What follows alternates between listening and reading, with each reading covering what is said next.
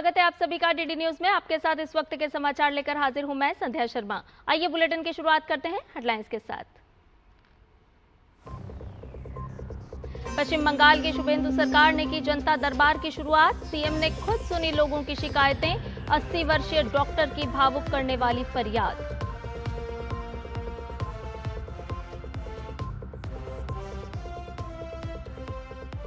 असम विधानसभा में पेश हुआ यूसीसी विधेयक। 27 मई को होगी चर्चा। धार्मिक प्रथाएं और जनजातीय समुदायों को छूट। अमेरिकी विदेश मंत्री मार्को रूबियो आगरा और जयपुर की यात्रा पर। कल क्वाड सम्मेलन में लेंगे भाग। आज भारत पहुंचेंगे जापान और ऑस्ट्रेलिया के विदेश मंत्री।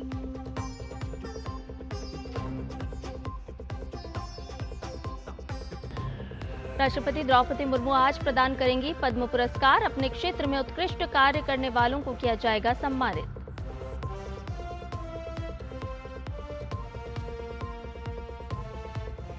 और देश के कई हिस्सों में लगातार जारी है लू। उत्तर प्रदेश और विदर्भ के कुछ हिस्सों में गर्म रातों का भी अलर्ट। मौसम विभाग ने पूरे हफ्ते सतर्क रहने और सावधानी बरतने की दी सलाह।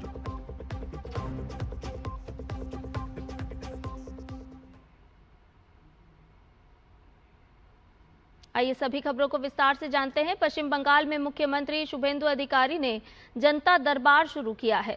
जनता दरबार की जानकारी के बाद से ही मुख्यमंत्री के सॉल्ट लेक कार्यालय के बाहर जनता की भारी भीड़ लगी हुई है। ये वो लोग हैं जिन्हें पूर्व मुख्यमंत्री ममता बनर्जी के राज में न्याय से वंचित रखा गया था। पश्चिम बंगाल में लोगों को मुख्यमंत्री से सीधे मिलने का मौका पहली बार मिल रहा है। वो जब ऑपोजिशन लीडर था तब एक जैसा था, अभी वो रेस्पेक्टेड सीएम बन चुके हैं श्री शुभेंदु अधिकारी। ये हम लोगों को अपॉर्चुनिटी दे रहे हैं कि हम उनसे मिल सकते हैं, उनसे हमारी जो प्रॉब्लम्स है वो बोल सकते हैं, उनसे बात कर सकते हैं, जो हम लोग पहले कभी कर नहीं पाए। और हमारे एक चीफ मिनिस्टर को हमने बोला जो आपका चाइल्ड समझे हमको बुला लीजिए, नहीं बुलाया। इतना दिनों का संघर्ष, हमको बहुत दिन जेल में डाला और लॉकअप किया, सैलरी स्टॉप किया, बहुत कोशिश किया हमको उन्होंने कंठरोध करने के लिए। हमारा honourable chief minister Shri Suvendu Adhikari ji के साथ हम लोग बात कर सकते, वो आम आदमी बात कर सकते।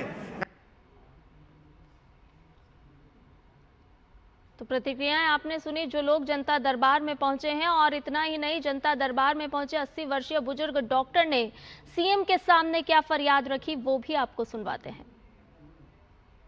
हम लोग एक प्रोमोटर को वो दिया था डेवलप करने के लिए। वो बिल्डिंग बहुत प्राचीन था, उसको डेवलप करके न्यू फ्लैट बना के वो प्रोमोटर हम लोग को हैंड ओवर करेंगे, यही उम्मीद था। लेकिन देखा गया कि जो वो फ्लैट बनाने के बाद ही वही प्रोमोटर वो फ्लैट हैंड ओवर नहीं किया हम लोग को। उसका नाम है जय कामदार, अभी वो जेल में है। जय कामदार वही है प्रोमोटर। पहले हम लोग तो सोचे नहीं थे जो इतना बड़ा वो टीचर है, अभी वो जेल में है। उम्मीद है कि उनके पास आने से जो फ्लैट कैसे हम अब वापस ले लेंगे, कैसे मिलेंगे, वही हम लोग एडवाइस लेंगे। असम विधानसभा में यूसीसी विधेयक पेश हो गया है। विधेयक को राज्य के संसदीय कार्य मंत्री अतुल बोरा ने पेश किया। इस विधेयक पर 27 मई को चर्चा होना है। असम यूसीसी विधेयक पेश करने वाला तीसरा राज्य बन गया है। इस विधेयक में विवाह की कानूनी आयु और बहुविवाह से जुड़े मुद्दे शामिल हैं। इसके साथ ही विधेयक में उत्तराधिकार और लिव इन रिलेशनशिप से जुड़े मुद्दे भी हैं। आपको बता दें कि इस विधेयक में धार्मिक प्रथाएं और जनजातीय समुदायों को छूट है।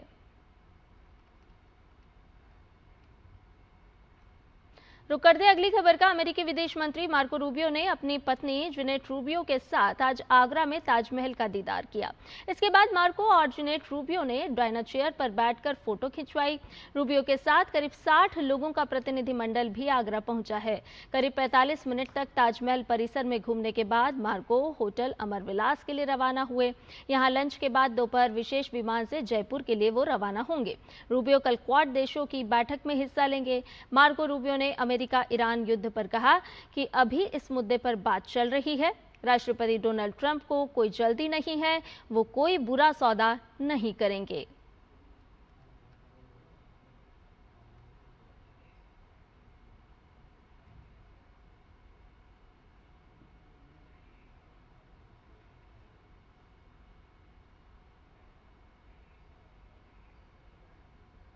We're still a work in progress. As I said, we thought we might have some news last night. Maybe today. I wouldn't read too much into it. It takes a little while to hear back. So we have what I think is a pretty solid thing on the table in terms of their ability to open up the straits, get the straits open, enter into a very real, significant, time-limited negotiation on the nuclear matters. And hopefully we can pull it off. It has a lot of support in the Gulf. It has a lot of support globally. Every country that we've walked through it understands it's not just very reasonable, but it's the right thing for the world to get done. As the president said, he's not in a hurry. He's not going to make a bad deal. नई दिल्ली में कल होने वाली quad देशों के विदेश मंत्रियों की अहम बैठक में शामिल होने के लिए ऑस्ट्रेलिया की विदेश मंत्री पेनी वोंग आज भारत आ रही हैं। उनके साथ ही जापान के विदेश मंत्री तोशिमित्सु मोतेगी भी दिल्ली पहुंच रहे हैं। विदेश मंत्री डॉक्टर एस जयशंकर के निमंत्रण पर यह बड़ी बहुपक्षीय वार्ता आयोजित की गई है। ये शीर्ष नेता अमेरिकी प्रतिनिधि रूबियो के साथ मिलकर एक मंच पर अहम चर्चा करेंगे। 4 देशों के इस बड़े जमावड़े में वैश्विक सुरक्षा और आपसी सहयोग पर गहराई से मंथन किया जाएगा।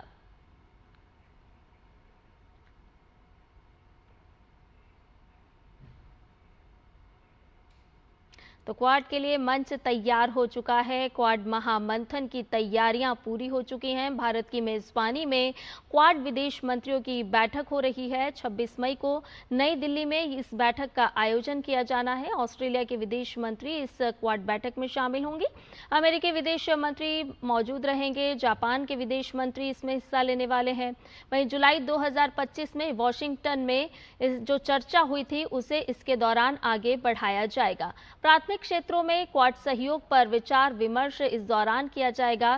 क्वाड पहलों की प्रगति की भी इस दौरान समीक्षा होगी। तो जापान के विदेश मंत्री भी इस क्वाड महामंथन में भाग लेंगे और इसके साथ साथ समुद्री सुरक्षा को मजबूत करने पर भी जोर दिया जाएगा। हिंद प्रशांत क्षेत्र के हाल के घटनाक्रम पर चर्चा होगी और इतना ही नहीं, अंतर्राष्ट्रीय मुद्दों पर विचार विमर्श होगा और विचार साथ ही साथ खुले और हिंद प्रशांत दृष्टिकोण पर भी साफ तौर पर इस दौरान जोर दिया जाएगा। क्षेत्रीय सुरक्षा और सहयोग को सुदृढ़ करने पर जोर रहेगा।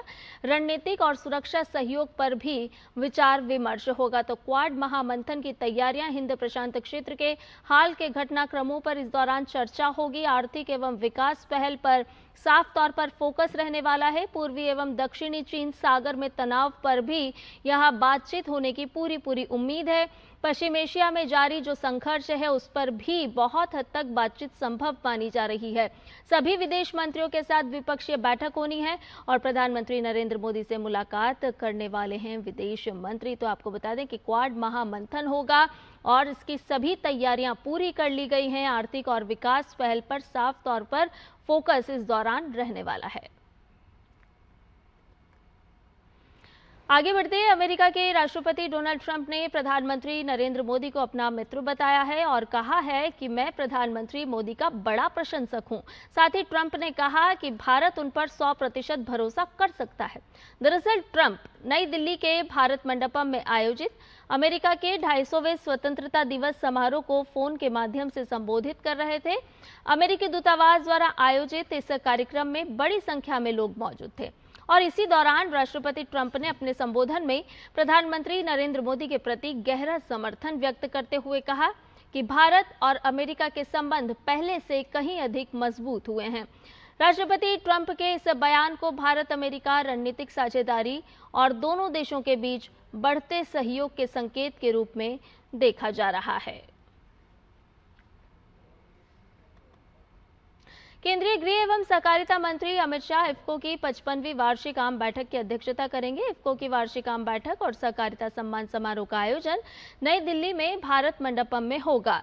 इस बैठक में सहकारिता के संकल्प और किसानों के हित को आगे बढ़ाने पर चर्चा होगी।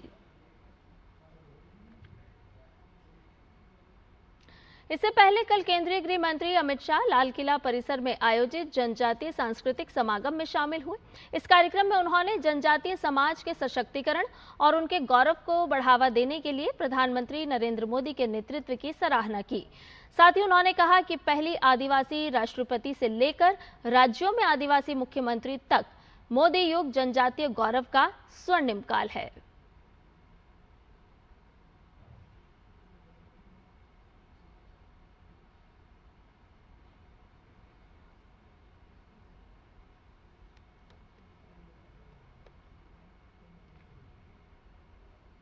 देश के सर्वोच्च पद पर, राष्ट्रपति पद पर कभी जनजाति का कोई व्यक्ति बैठा नहीं था। नरेंद्र मोदी जी ने गरीब संथाल परिवार से आ रही द्रौपदी मुर्मू जी को महामहिम द्रौपदी मुर्मू बनाकर समग्र ट्राइबल समाज का कल्याण करने का। अटल जी के समय में ही झारखंड और छत्तीसगढ़ जनजाति बहुल राज्य बने और आज हमारे यहां ओडिशा में भी जनजाति का मुख्यमंत्री है और छत्तीसगढ़ में भी जनजाति का मुख्यमंत्री है। ये हमारी पॉलिसी को बताता है। गृह मंत्री अमित शाह ने जोर देते हुए कहा कि मोदी सरकार जनजातीय समुदायों के उत्थान के लिए निरंतर कार्य कर रही है और यही वजह है कि जनजातीय समाज को यूसीसी से बाहर रखा गया है। गृह मंत्री ने आदिवासी समुदाय से अपील की है कि वो किसी के भ्रम या बहकावे में ना आए। नरेंद्र मोदी सरकार के गृह मंत्री के नाते स्पष्ट कर देना चाहता हूं, यूसीसी की कोई पाबंदी वनवासी जगत पर, वनवासी व्यक्ति पर लगने वाली नहीं। ये जो भेद पैदा कर रहे हैं, मैं उनको बताना चाहता हूं, यूसीसी से हमारे कोई वनवासी भाई, कोई जनजाति का परंपराओं के साथ खिलवाड़ नहीं होने वाला है। और ये संदेश लेकर आप गांव-गांव में जाइए, आपके अंचलों में जाइए, पहाड़ों पर जाइए, वन में जाइए और सभी जनजाति समाज को जागरूक करिए कि हम यूसीसी से डरने की जरूरत नहीं है। मध्य प्रदेश के मुख्यमंत्री डॉक्टर मोहन यादव आज धार के भोजशाला के दौरे पर हैं। मुख्यमंत्री यहां दर्शन और पूजन करेंगे। मुख्यमंत्री के स्वागत के लिए धार में भव्य तैयारियां की गई है। आपको बता दें कि धार भोजशाला परिसर को लेकर लंबे समय से विवाद चल रहा था। मामले में मध्य प्रदेश हाईकोर्ट ने 22 मई को फैसला सुनाते हुए ये स्पष्ट कर दिया था कि धार भोजशाला मंदिर ही है। इस फैसले के बाद हिंदू पक्ष को वहां पूजा अर्चना का अधिकार मिल गया है।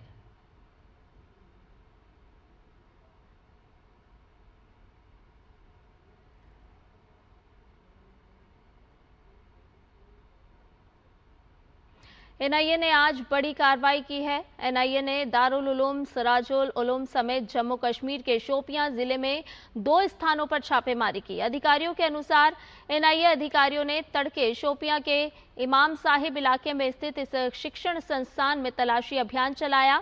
ये संस्थान सैकड़ों छात्रों को धार्मिक और औपचारिक दोनों प्रकार की शिक्षा प्रदान करता है। अधिकारियों ने बताया कि एनआईए की एक अन्य टीम ने प्रतिबंधित जमात इस्लामी के पूर्व प्रमुख शहजादा औरंगजेब के मोलू चित्रगाम स्थित आवास पर भी छापा मारा।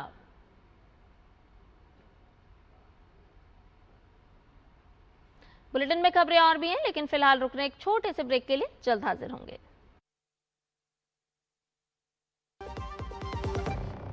पैसा बाजार सीपीएल में अब अपना क्रेडिट स्कोर चेक करके 1 लाख तक जीत सकते हैं।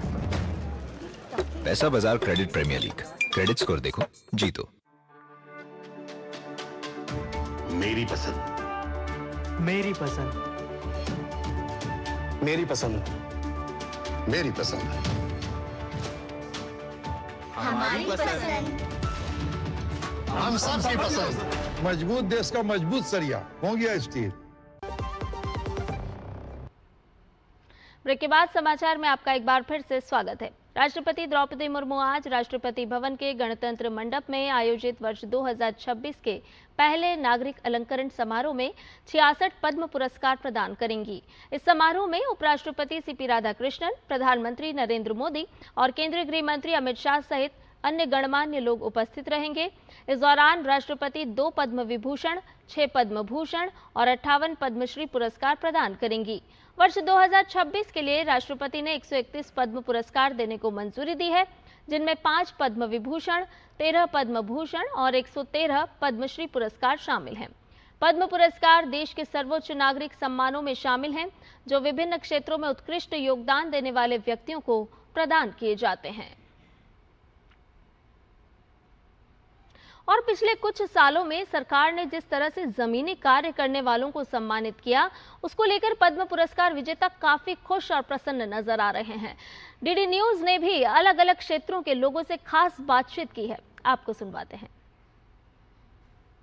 Recent past, during last 10 years or so, Government of India has been recognizing many unsung heroes across the country, working silently in various fields and contributing to our country's growth and development. I am grateful that Government of India has recognized my efforts towards reforming higher education in India. हम सरकार का धन्यवाद करते हैं कि उन्होंने जन सेवा करने वाले लोगों को उत्साहित किया है। इसको देख कर के और लोगों को उत्साह मिलेगा और ऐसे कमज़ोर तबके की हमारे दिव्यजन बच्चों की सेवा के लिए लोग उत्साहित होंगे। तो सरकार का भी बहुत बहुत धन्यवाद। भारत सरकार ने हमारी ये मध्ययुग की कला आख्यान परंपरा प्रेमानंदीय वो कला का गौरव किया। मध्यकालीन युग में नरसिंह भक्त हो गया, उनका गौरव किया, गुजराती भाषा का गौरव किया। इससे हमें बड़ा आनंद होता है। आज लगता है कि आज तो हमारी ये दिवाली है। बस भारत सरकार का हम अभिनंदन करते हैं। like to thank the government and the whole family is very proud of it. बहुत बढ़िया है कि the government is really recognizing people, so it's wonderful and it is an honor. एक एक्टर को सबसे ज़्यादा अच्छा तभी लगता है कि जब प्रेक्षक उन्हें मिलते हैं। ये एक कला ऐसी है। भारत सरकार मेरा प्रेक्षक रहा, उन्होंने मुझे मेरा काम देखा होगा तभी तो मुझे बुलाया होगा। बहुत बहुत बहुत अच्छा लगा, बहुत अच्छा। भारत तेजी से दुनिया का दूसरा सबसे बड़ा सौर बाजार बनने की राह पर है। राष्ट्रीय सौर मिशन और पीएम सूर्य घर मुफ्त बिजली योजना के तहत भारत ने अपनी कुल स्थापित सौर क्षमता को 150 गीगावाट के पार पहुंचा दिया है, जो दुनिया के लिए एक महत्वपूर्ण उदाहरण बन के उभरा है। देखिए ये खास रिपोर्ट। भारत अब सिर्फ ऊर्जा उपभोक्ता नहीं, बल्कि ग्रीन एनर्जी की वैश्विक दौड़ में एक बड़ी ताकत बनता जा रहा है। देश ने सौर ऊर्जा के क्षेत्र में नया मुकाम हासिल करते हुए 150 गीगावाट से ज्यादा स्थापित क्षमता पार कर ली है और सिर्फ पिछले एक साल सोलर क्षमता में रिकॉर्ड 44 गीगावाट की बढ़ोतरी हुई है। सरकार इसे भारत की ग्रीन एनर्जी क्रांति बता रही है, तो वहीं एक्सपर्ट्स इसे देश की ऊर्जा सुरक्षा और आत्मनिर्भरता की दिशा में एक बड़ा कदम मान रहे हैं। आज भारत दुनिया के सबसे तेजी से बढ़ते सोलर मार्केट्स में शामिल हो चुका है, जहां बड़े बड़े सोलर पार्क, रूफटॉप सोलर और गांवों तक पहुंचती स्वच्छ ऊर्जा देश की नई ऊर्जा तस्वीर बदल रहे हैं। केंद्र सरकार ने पर्यावरण संस्था नेट कनेक्ट फाउंडेशन को दिए जवाब में ये स्पष्ट किया है कि ये रिकॉर्ड बढ़ोतरी राष्ट्रीय सौर मिशन और कई सरकारी योजनाओं की वजह से संभव हुई है। सरकार का फोकस सिर्फ बिजली उत्पादन बढ़ाने पर नहीं, बल्कि हर घर, हर गांव और किसानों तक सौर ऊर्जा पहुंचाने पर भी है। इसी रणनीति के तहत रूफटॉप सोलर से लेकर किसानों के लिए सोलर पंप और देश भर में बड़े सोलर पार्क विकसित किए जा रहे हैं। साथ ही भारत अब सिर्फ सोलर ऊर्जा इस्तेमाल करने वाला देश नहीं, बल्कि सोलर मैन्युफैक्चरिंग हब बनने की दिशा में भी तेजी से आगे बढ़ रहा है। दुनिया के तेजी से बढ़ते सोलर मार्केट्स में भारत अब शामिल हो चुका है। 2014 के बाद से सोलर सेक्टर में तेज निवेश, नई नीतियां और निजी कंपनियों की बढ़ती भागीदारी ने भारत की ऊर्जा तस्वीर को पूरी तरह से बदल दिया है। आज राजस्थान से गुजरात तक और लद्दाख से तमिलनाडु तक देश के कई हिस्से सोलर एनर्जी हब बनते जा रहे हैं। यही वजह है कि भारत अब दुनिया के बड़े ग्रीन एनर्जी खिलाड़ियों में गिना जाने लगा है। नेट कनेक्ट फाउंडेशन ने प्रधानमंत्री से स्वच्छ भारत अभियान की तर्ज पर देशव्यापी मास सोलर मिशन शुरू करने की मांग भी की है। फाउंडेशन का मानना है कि अगर सौर ऊर्जा को जन आंदोलन बनाया जाए तो भारत तेजी से स्वच्छ और सस्ती ऊर्जा की ओर बढ़ सकता है। इसके तहत घरों की छतों पर सोलर पैनल, सड़कों पर सोलर स्ट्रीट लाइट, इलेक्ट्रिक वाहनों के लिए चार्जिंग नेटवर्क और किसानों के लिए सोलर पंप जैसी सुविधाओं को बड़े स्तर पर बढ़ावा देने की मांग की गई है। साथ ही MSMEs को जोड़कर देश में ग्रीन जॉब्स और घरेलू मैन्युफैक्चरिंग को भी मजबूती देने पर जोर दिया गया है। विशेषज्ञों का मानना है कि भारत की बढ़ती सोलर क्षमता सिर्फ पर्यावरण के लिए नहीं बल्कि देश की आर्थिक और रणनीतिक सुरक्षा के लिए भी बेहद अहम है। सौर ऊर्जा अब सिर्फ पर्यावरण बचाने का विकल्प नहीं बल्कि भारत की आर्थिक ताकत और रणनीतिक मजबूती का बड़ा आधार बनती जा रही है। 150 गीगावाट का ये आंकड़ा सिर्फ एक उपलब्धि नहीं बल्कि उस नए भारत की तस्वीर है जो आने वाले समय में ऊर्जा के क्षेत्र में आत्मनिर्भर और वैश्विक नेतृत्व की ओर बढ़ रहा है, जहां भारत दुनिया को स्वच्छ ऊर्जा की नई दिशा दिखाने की तैयारी कर चुका है। आंचल गुलाटी की रिपोर्ट, DD न्यूज।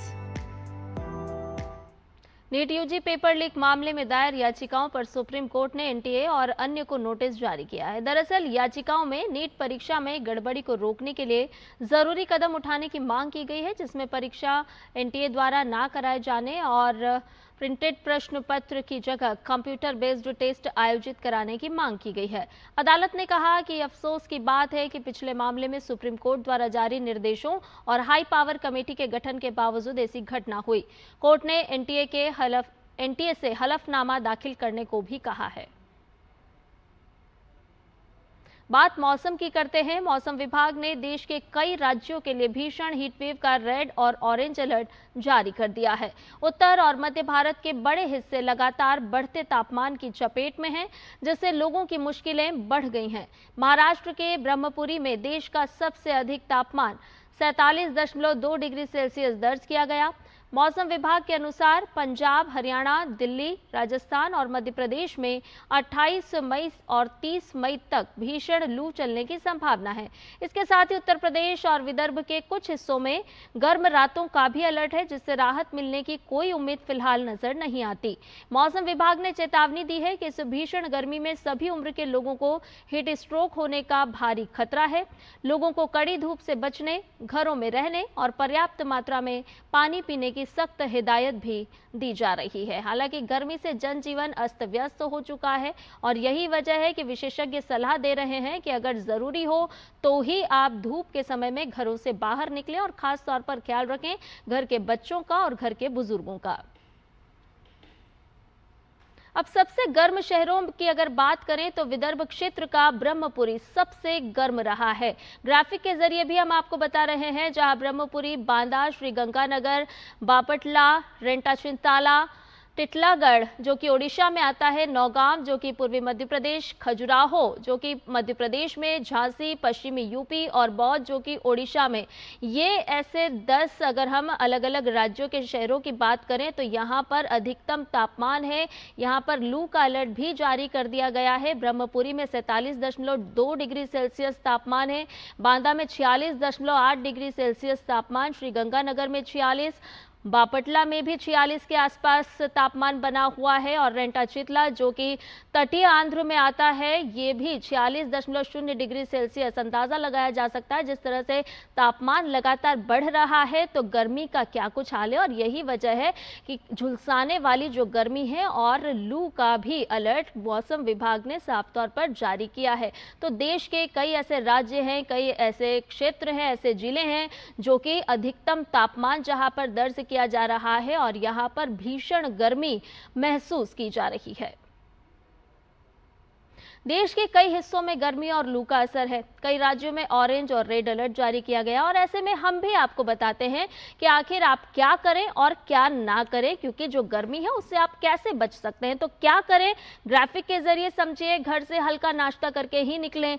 और आपको क्या नहीं करना है, आपको खाली पेट कभी भी घर से बाहर नहीं निकलना है या किसी भी प्रकार की यात्रा नहीं करनी है। इसके साथ साथ छोटे घूंट लेकर पानी लगातार पीते रहें, जिसको हम कहते हैं कि सिप सिप करके आप पानी पीजिए। और ना केवल आप बल्कि घर के बच्चों की भी आप आदत डालिए कि वो थोड़ा मात्रा में पानी पीते रहें।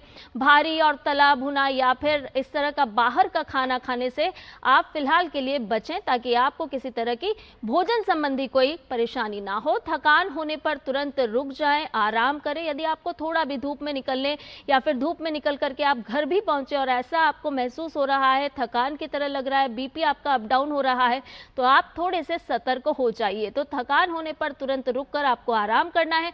तो पर 12 से 3 बजे तक का जो समय है, इस समय में आप बहुत ज़रूरी है तो ही घरों से बाहर निकलें, अन्यथा आप घरों में ही रहें, शेड में ही रहें और यात्रा करने से बचें। रुकने के लिए आप छायादार और ठंडी जगहों का चुनाव कर सकते हैं, यानी कि जहां पर छायादार पेड़ हैं आप वहां पर रुकें और साथ ही साथ आप जहां ऐसे कोई थोड़े से ठंडी जगह वाले स्थान है उनका चुनाव करें। यदि आपको घरों से बाहर निकलना बहुत ही ज़रूरी है तो आप ऐसे स्थान का चुनाव करें जहां पर छाया आपको मुहैया हो सके, ताकि धूप के बाद आप थोड़ी हिस्से में आप छाया भी ले सकते हैं। और वाहन में एसी का तापमान आप कम रखें, क्योंकि कई बार होता है कि जब आप घरों से बाहर निकलते हैं तो आप भीषण गर्मी का सामना करते हैं, घरों में निकलते हैं तो आप एसी में आते हैं। तो इस तरह के मौसम से आपको बचना है। इस मौसम में बच्चों और बुजुर्गों को विशेष देखभाल की जरूरत होती है। तो आपको बताते हैं कि बच्चों में अगर लू के लक्षण आपको नजर आते हैं तो कैसे आप पता लगाएंगे। दरअसल तेज सिर दर्द और बहुत ज्यादा पसीना आना, तेज धड़कन का होना, सांस फूलना और फिर चक्कर आना, ये अगर इस तरह के कोई भी सिम्टम आपको बच्चों में नजर आ रहे हैं तो आप सतर्क हो जाइए। मांसपेशियों में ऐंठन और बेहोशी महसूस होना, उल्टी महसूस होना और बहुत ज़्यादा चिड़चिड़ापन, अगर बच्चे में बहुत ज़्यादा चिड़चिड़ापन भी आप देख रहे हैं तो आप थोड़े सतर्क हो जाइए और आप समझिए कि ये कहीं ना कहीं धूप का प्रभाव, गर्मी का प्रभाव आपके बच्चों को घेर रहा है। अगर बच्चों को लू लग गई है तो फिर आपको क्या करना है, यानी कि आपको अगर ऐसा कुछ हुआ है तो फिर बच्चों को कैसे बचाना है वो भी ग्राफिक के जरिए जानिए। बच्चों को तुरंत छायादार जगह पर ले जाएं।